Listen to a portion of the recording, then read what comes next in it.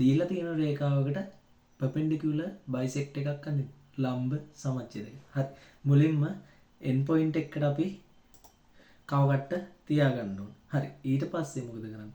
ඊට පස්සේ ඒ දීලා තියෙන රේඛාවේ දුරින් භාගයකට වඩා වැඩි දුරක් කවකට්ටේ පැන්සලයි තුඩයි අතරට අරගෙන අපි ඡාපයක් ගහගන්න ඕන මෙන්න මේ විදිහට. හරි.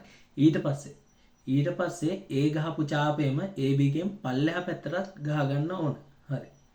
ඊට පස්සේ කවකට්ටේ තුඩ ඇනිත් පොයින්ට් එකට අරන් ගිහිල්ලා ඒ කියන්නේ A පොයින්ට් එකට අරන් ගිහින් දුර වෙනස් කරන්නේ නැතුව අර විදිහටම ඡාපයක් ගහගන්නවා.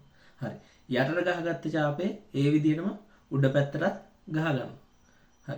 දැන් අපිට ඡාප දෙකක් තියෙනවා. ඒ ඡාප දෙක ඊට පස්සේ අඩි රූල අරන් යා කරනවා. අපේ ලම්බ සමච්ඡේදකේ දැන් හදලා ඉවරයි. හරි.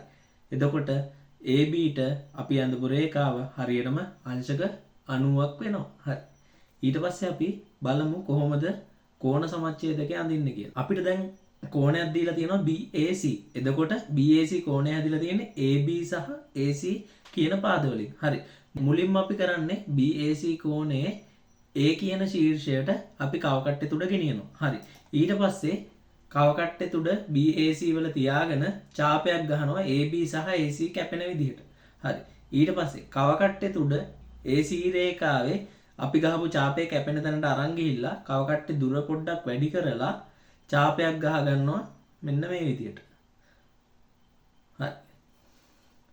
ඊට පස්සේ කරන්නේ කවකට්ටේ දුර වෙනස් කරන්නේ නැතුව ඒ B කැපුණ තැන ඉඳන් ඡාපයක් ගහ ගන්නවා මෙන්න මේ විදිහට. දැන් කරන්නේ A සහ අර කැපිච්ච ඡාප දෙක යා කරනවා. හරි. දැන් අපිට BAC කෝණය හරියටම සමච්ඡේදනය වෙලා තියෙන්නේ. කියන්නේ මෙතනයි හරියටම සමාන. එහෙනම් ඔන්න ඕකයි කෝණ සමච්ඡේදකයේ කතන්දර.